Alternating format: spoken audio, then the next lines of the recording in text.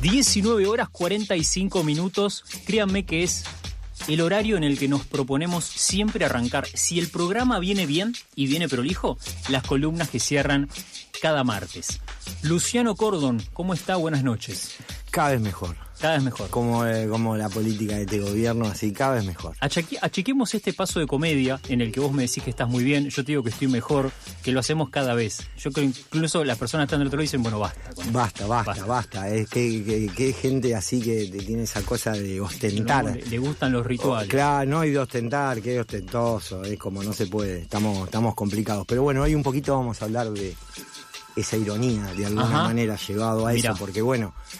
Hoy el título, como vamos a hacer con la escuela en algún momento un ciclo con el doctor Batista de filosofía y permacultura. Mirá. Cuando pensamos hace 15 días esta columna, dijimos, bueno, vamos un poco por ahí. Entonces la columna se llama hoy Mentira, Milei, los posmodernos y la justificación de la posverdad.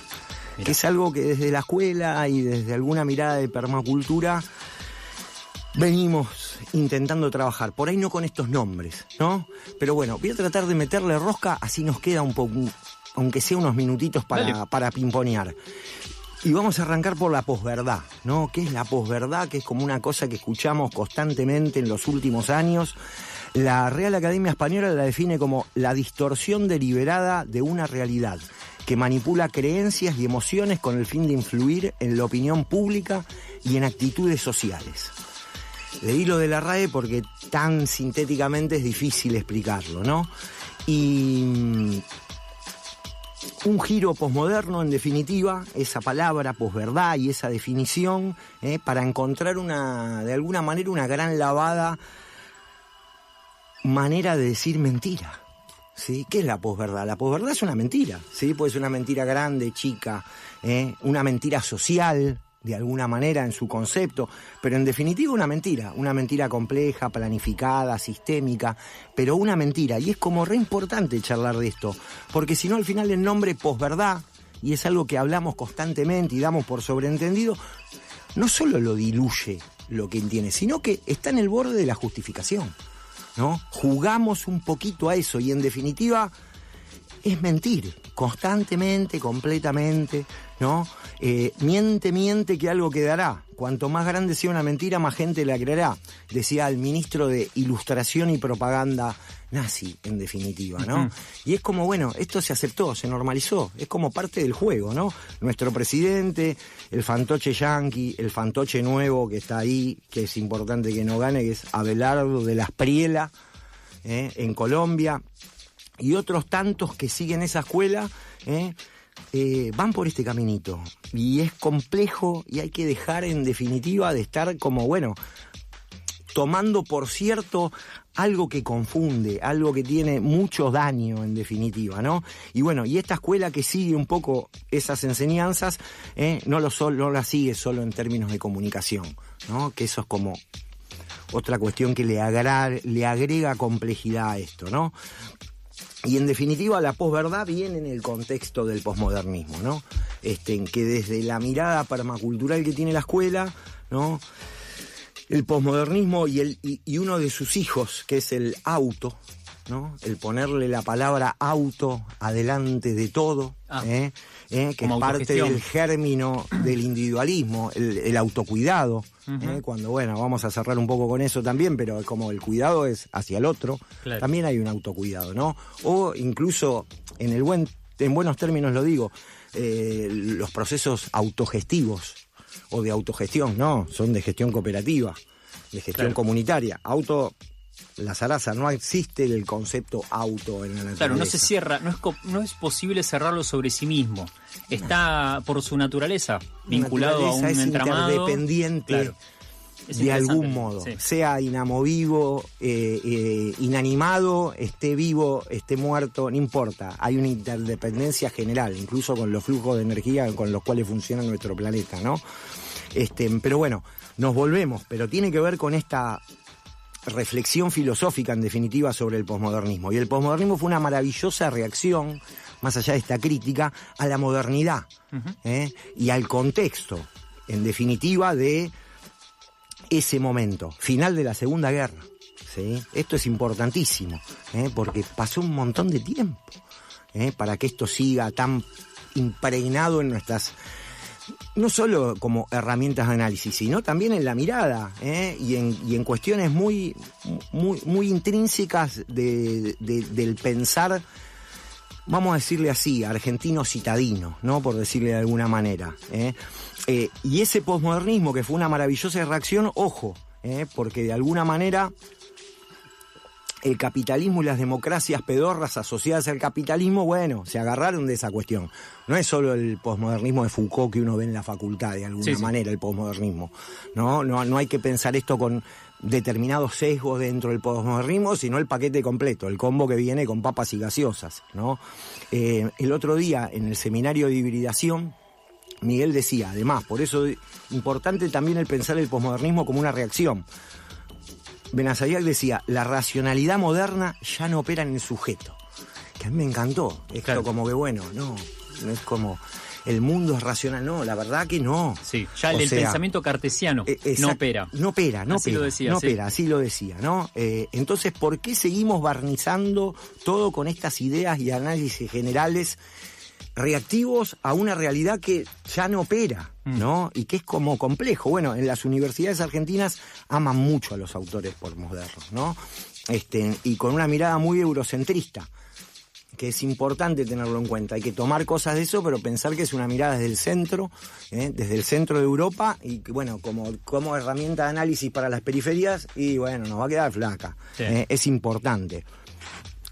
Y por otro lado, nos regala efectos adversos. Esto tiene efectos adversos para este contexto actual que decíamos 75 años después, revolución digital después, ¿sí? O sea, en el mismo momento estaba el posmodernismo, Asimov pensaba las leyes de las tres éticas y las leyes de la robótica, ¿no? Bueno, en estos 75 años pasaron millones de cosas, y los efectos adversos de esta situación y del posmodernismo en definitiva fueron el relativismo, que es complejo, la priorización extrema de la subjetividad, que también es germen del individualismo, la fragmentación, las microidentidades, el texto casi en el mismo lugar del verbo, como en la Biblia, ¿sí? O, bueno, es un hijo cristiano, el posmodernismo de alguna manera, ¿no? La verdad como perspectiva, ¿no? Las propias realidades.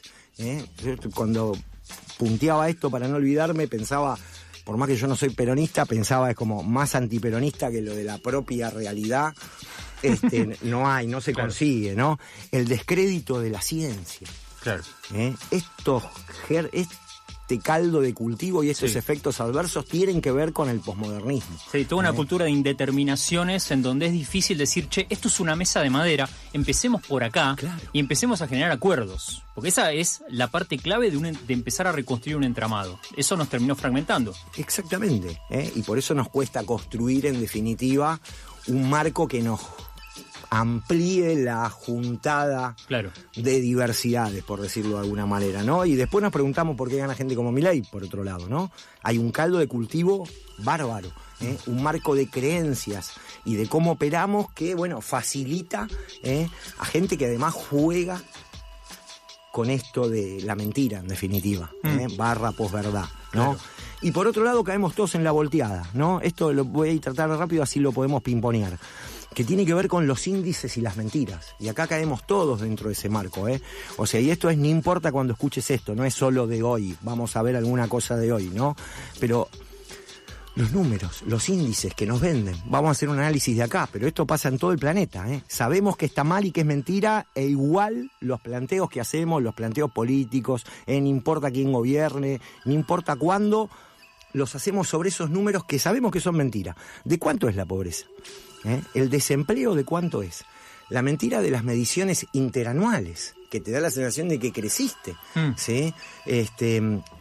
La medida por el PIB, por el PBI, cómo medimos la desocupación, cómo se mide la pobreza, la canasta básica que no incluye lo básico como la vivienda, no es que me olvidé el termómetro para el niño, no, es la vivienda, con porcentajes altísimos de inquilinos hoy en este contexto, ¿no? Y ni hablar de los números de inflación. Eso no es posverdad, es mentira, claro, directamente. Y después incluso nos agarramos en todos los cambios de gestión de alguno de estos números para poder justificar nuestra buena labor, claro, ¿no? Es como, eso no puede seguir. El último indicador de pobreza, esto lo vamos rápido, que tenemos 28,2% en el segundo semestre del 2025. ¿Alguien de los que nos escucha, de los que nos rodea, 28% de pobres? La verdad, no, mentira. Para no ser pobre, en mayo una familia necesitó 1,5 millones de pesos, ¿sí? Más del 70% de los trabajadores gana menos de 1 millón, ¿sí? Hay cerca de 18 millones de laburantes, hay cerca de 6 millones de jubilados, hay casi 10 millones de menores pobres, ¿sí? Hay casi 1,6 millones de desempleados, que además es mentira, ¿no? Este número da 36 millones, ¿sí? Claro. A mí, así, a lo viejo de barrio, almacén, me da 75% de pobreza. Claro. ¿Sí? ¿Cómo 28,2? Y la aceptamos, ¿sí? Y decimos, sí, bueno, no está bien el 28. Pero claro, es como un regateo mental. Como, bueno, el 28 está en 30 y pico, en 40 y pico. No, la verdad que no. Si ganás menos de 1 millón como grupo familiar, sin contar el alquiler, sos pobre. ¿Sí? Entonces, ¿hasta cuándo vamos a seguir fingiendo que esos números están ok? ¿Sí? ¿Hasta cuándo, en definitiva, los laburantes nos vamos a aguantar eso? ¿Sí? Esta mentira que por ahí hablábamos, ¿no? Armando el país y estas mentiras, ¿para quién? Hoy otra de las mentiras es como los argentinos compran dólares, ¿sí? Los argentinos se van al exterior. Un grupo minoritario. Un grupo minoritario. Es el 25% ese que está del otro lado del índice de pobreza de la escuela. O los números vinculados a crecimiento. Bueno, puede ser que haya algunos sectores de la economía que están en un crecimiento continuo, con, bueno, idas y venidas, pero también es cierto que hay sectores amplios, sobre todo los que generan trabajo, que vienen de un estancamiento, por lo menos, y de una caída hace ya demasiados meses. Ahora, haces la cuenta por ahí y en el despegue te da bien. Es como la estadística diciéndote que si hay 2 pollos y 2 personas, tienen un pollo cada uno. Exactamente, era uno de los ejemplos que venía. No, me parece perfecto, porque primero que me lo ahorra, que es importante en esta conversación, pero después es como parte de, sabemos eso, claro, e igual, bueno, en realidad come un pan cada uno, un pollo cada uno. Claro. Bueno, ¿hasta cuándo, en definitiva, vamos a seguir permitiendo eso, no?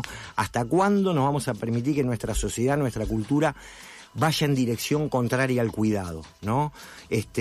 Por otro lado, mañana, importante en términos de eso, de cuidar, ¿hasta cuándo nos vamos a fingir demencia de homicidio de mujer? No sé cómo dijo la ministra de Seguridad, una vergüenza. Sí, un rodeo semántico. Un rodeo semántico que tiene que ver con esto que estamos charlando, basta de la churufla del lenguaje. Es como, no se puede mentir así en la cara. ¿Hasta cuándo la vamos a bancar? Entonces mañana, 17 horas en el Congreso, no podemos seguir como, por un lado, aguantando mentiras y después normalizando estas situaciones, ¿no? Uh-huh. De que maten a las pibas así, en definitiva por negligencia, y bueno, y cuidado con el cuidado, en definitiva, sí, ¿no? Y con las mentiras que nos confunden. Ahí lo decíamos un poco en el arranque y hacíamos la convocatoria casi comenzando el programa, y me quedé pensando en esto que marcabas vinculado al autocuidado.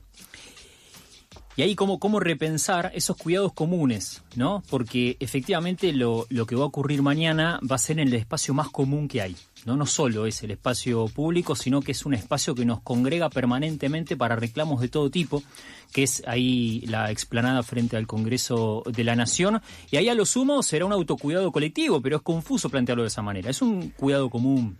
Es un cuidado común, un cuidado comunitario, porque así como la patria es el otro, sí, claro, el cuidado también es el otro, en definitiva, porque si no entramos como en la modalidad que nos plantea el Peluca, la patria es mía.